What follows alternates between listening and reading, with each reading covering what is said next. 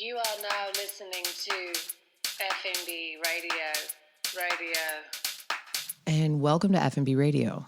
My name is Lindsay Collins and I am your host. We made it through the hurricane. I never learned how to pronounce its name because I don't know. I never listened to a broadcast. I just saw people type it on Instagram, so I just assumed I was like, Idalia? Idalia? Italy? What am I going to eat during this hurricane? That's the only thing that people care about. They're like panic and start freaking out that they're not going to be able to go to a restaurant that they want to go to or make something they want to make. And people just start to really get hungry, like so hungry. As soon as a hurricane announces itself, people are like, oh God, I better get like so many snacks.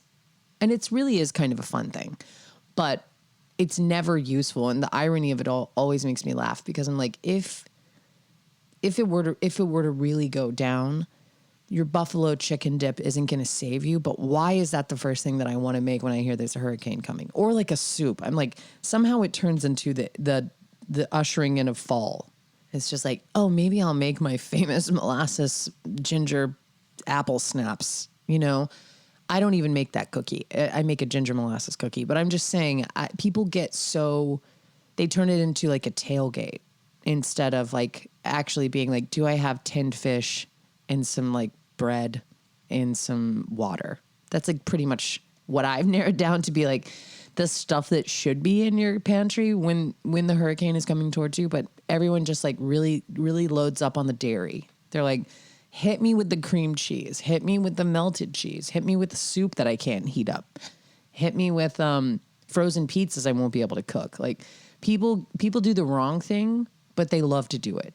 So it really is, it's a rite of passage if you live in this part of the world. I personally had just gone grocery shopping before I heard about the storm. So I had tons of food, like a week's worth of food. And instead of just being like, cool, well, I've got a week's worth of food, I just started cooking all of it. So now it's all cooked and in the fridge. I was like, I feel like a CrossFitter meal prepper. Like I'm just ready for anything. I'm like, what you want? You want a taco kit? You want a chickpea stew?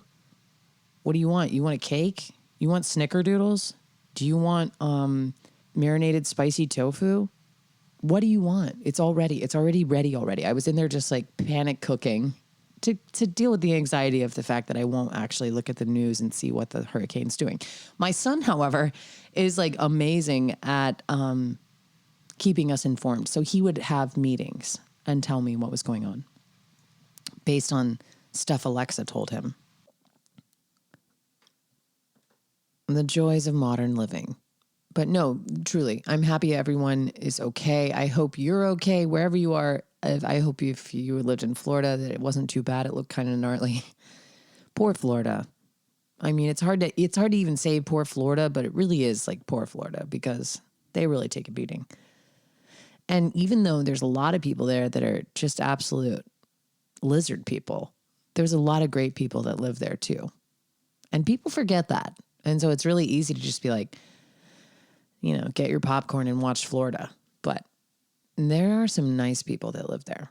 Contrary to popular belief, there's some great people that live there, and I hope you're all okay. And I hope the lizard people are okay. I don't wish for anyone to be, you know, hurt. Even lizard people. I'm like, well, maybe, you know, you'll be okay. You've survived this long. But yeah, it was fine. Other than like an interruption to work and like normal stuff happening and throwing kind of my entire week off, the hurricane was fine. We never even lost power. And now we have like a surplus of food, which is, I don't know, I feel ahead in that measure. Although I did notice when I was making multiple things at one time that I started kind of fucking up. Like I use that better than bouillon. Is that stuff like really bad for you? I keep trying to ask people that and no one has an answer for me. I'm like, is this really, really processed and really bad for you? Better than bouillon? It's like basically like bouillon, chicken bouillon. You remember the cubes that smelled weird and like smells like a ramen packet, but it's basically like a reduced chicken stock that's turned into a paste and then you rehydrate it and dilute it with water. And then you always have like really, really savory chicken stock ready to go. And when I say chicken stock, I mean in very loose quotations. Like I'm aware that it's not like noble chicken stock or like the kind that heals you. It's not that kind. It's just like, it's this chicken flavor basically.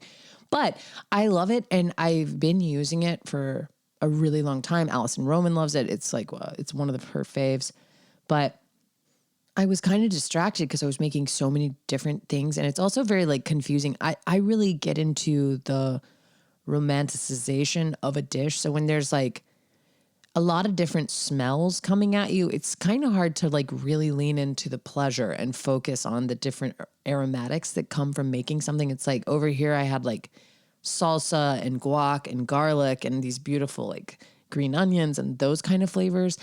And then everywhere else I was like, this is like turmeric and turmeric. I never say that word right. Turmeric. Wow. It's hard. And ginger and like these totally different, like more Eastern spices.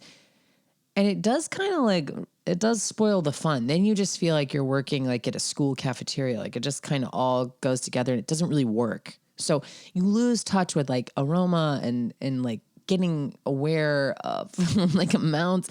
And so I was using this better than bouillon to finish this soup.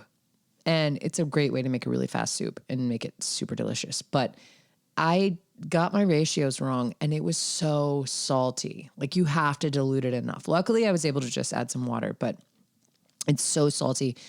And then I was like, I don't know. I just noticed I did a lot of things kind of poorly instead of doing one thing really well. So I don't recommend cooking everything in your fridge at one time, but I was ready. And I was like, kind of proud of myself. I'm like, when I really want to go after it, I can get it done, even if things don't taste that good, you know? And that's sort of my MO in life as well. I'm like, let's just get it done. Speaking of getting it done, thank you to everyone that messaged me about the book. I shared a very cryptic post about my first draft nearly being done on my personal Instagram. And I got so much love for people who are rooting for me to finish the book. And I can't thank you enough. This project has been in the works since 2021. The end of 2020, I started writing this book like in the fall of 2020. And it really, it's been like a situation that I didn't think I could finish it because it's now 2023, nearly 2024. And I've just like not been able to finish it. And I kind of thought it was one of those things that I wasn't going to be able to finish. And now I'm kind of at the end and I'm like, I think I can do it. I know I can do it. I'm right there on the precipice of finishing the first draft. And so thank you to everyone that messaged me and was really excited for me. That means so much. I've never done a project that requires this much time. I've certainly never completed a project that takes this long. And so it's been a humbling experience, but I'm really excited about it. I'm really excited to get it in front of people and get some feedback and start editing it. And who knows? I'm like, everyone asks me if I want to publish it. And I'm like, I mean, I would love to, but I think right now the goal is I just really want to finish the book just for myself. And then we'll go from there. But yeah, if you're in publishing or if you want to be a beta reader, let me know because it's going to be coming out soon. Not coming out, but you know what I mean? It's like not getting published soon, but it'll be the first draft, whatever. You know what I'm saying? It's going to be finished soon. And maybe I can send you a copy. Or maybe I'll just keep talking about it on this podcast until I die and it'll never get written. Who knows? Some people say you shouldn't talk about anything until it's done. I tend to think that and agree with that and then do the exact opposite. But that's because I'm like always telling you guys everything I'm doing. And speaking of telling you guys everything I'm doing, last night we went to the opening of Hirono Matsura's show at City Gallery. I think it's up till September 13th or the 11th. I can't remember. But if you live in Charleston, go check it out. It's an amazing, amazing show. She's an incredible artist in town and we were just blown away. It was so immersive and interactive in a way. Like there were huge installations that you could actually touch and interact with. And the whole thing was just so thoughtful and beautiful. And she's an amazing artist. So I highly recommend it. We had the best time. We took the boys and they loved it.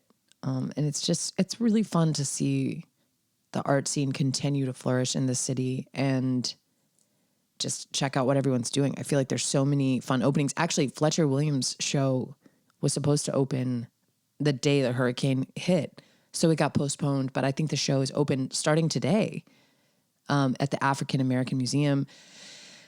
I can't wait to see it. We're going to try to get there soon, and hopefully the reception's going to get rescheduled. But yeah, it's just kind of an exciting time in terms of art and what artists are doing in this city. So definitely keep your eyes peeled for things like that. Go to Horona's show, go to Fletcher's show, and yeah, I'm hoping to just continue to watch this scene really flourish because it's pretty exciting.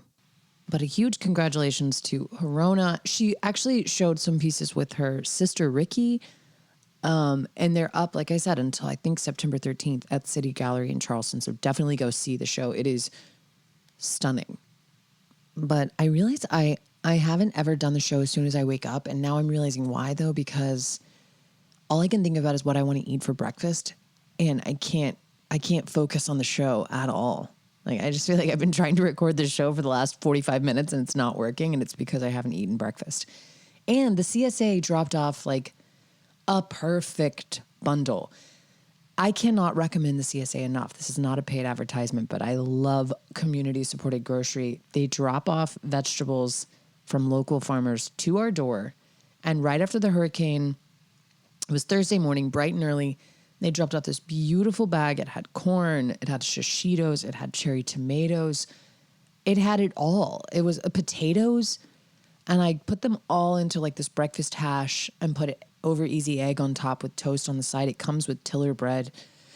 It's an absolute treat, and all I can think about is eating that. And for some reason, every time I try to like think about anything else, it's just like my brain doesn't want to do it. So I think I'm just going to take that as a sign, and I hope you do too, to give yourself whatever you need this weekend, even if it's nothing or a nice meal or a fancy breakfast.